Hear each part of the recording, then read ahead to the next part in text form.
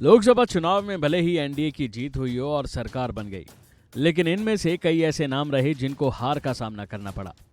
ये वो hot seat थीं जो 2024 के लोकसभा चुनावों में सबसे ज्यादा चर्चाओं में थीं। इन्हीं में से एक सीट थी महाराष्ट्र की अमरावती सीट, जिस पर बीजेपी की सांसद नवनीत राणा खड़ी थीं। इनका ताजा बयान अगर आप सुनेंगे तो आपको अपनी आंखों पर यकीन नहीं होगा कि ये वही नवनीत राणा हैं जो मुस्लिमों के खिलाफ खुलकर मंच से दहाड़ती थीं। नतीजे आने के बाद इनके बात करने में इतना बदलाव आ गया है, ये किसी ने सोचा नहीं था। दरअसल 2024 लोकसभा चुनाव में अमरावती लोकसभा सीट से अपनी हार पर बीजेपी नेता नवनीत राणा की पहली प्रतिक्रिया सामने आई है। मीडिया से बात करते हुए नवनीत राणा ने कहा है, मुझे लगता है कि हम जैसे जितने भी उम्मीदवार थे जो हार गए, वो तब जीत गए जब पीएम मोदी ने तीसरी बार शपथ ली।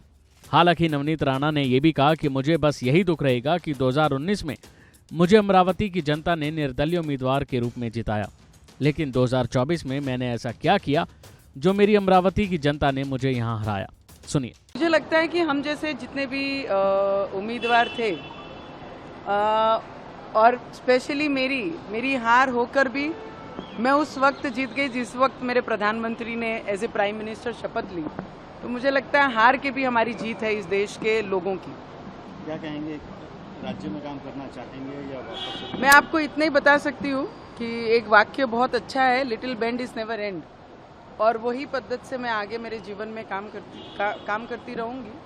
पर एक बात का हमेशा चिंता और हमेशा ज़िंदगी में रहेगा कि 2019 में एक निर्दलीय करके मुझे मेरे लोगों ने, अमरावती के क्षेत्र के लोगों ने दिल्ली भेजा था, और इस बार मैंने क्या ऐसा किया कि मेरी जनता ने अमरावती को मुझे यहाँ पे रुकाया।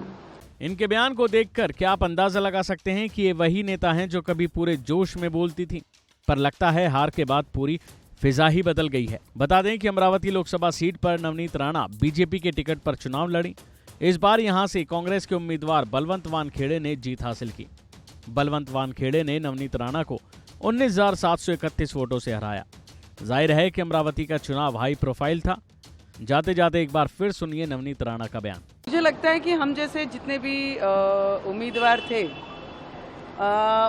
और स्पेशली मेरी हार होकर भी मैं उस वक्त जीत गई जिस वक्त मेरे प्रधानमंत्री ने एज ए प्राइम मिनिस्टर शपथ ली। तो मुझे लगता है हार के भी हमारी जीत है इस देश के लोगों की। क्या कहेंगे, राज्य में काम करना चाहेंगे या वापस? मैं आपको इतना ही बता सकती हूँ कि एक वाक्य बहुत अच्छा है, little bend is never and, और वही पद्धति से मैं आगे मेरे जीवन में काम करती रहूँगी। पर एक बात का हमेशा चिंता और हमेशा ज़िंदगी में रहेगा कि 2019 में एक निर्दलीय करके मुझे मेरे लोगों ने, अमरावती के क्षेत्र के लोगों ने दिल्ली भेजा था, और इस बार मैंने क्या ऐसा किया कि मेरी जनता ने अमरावती को मुझे यहाँ पे रुकाया।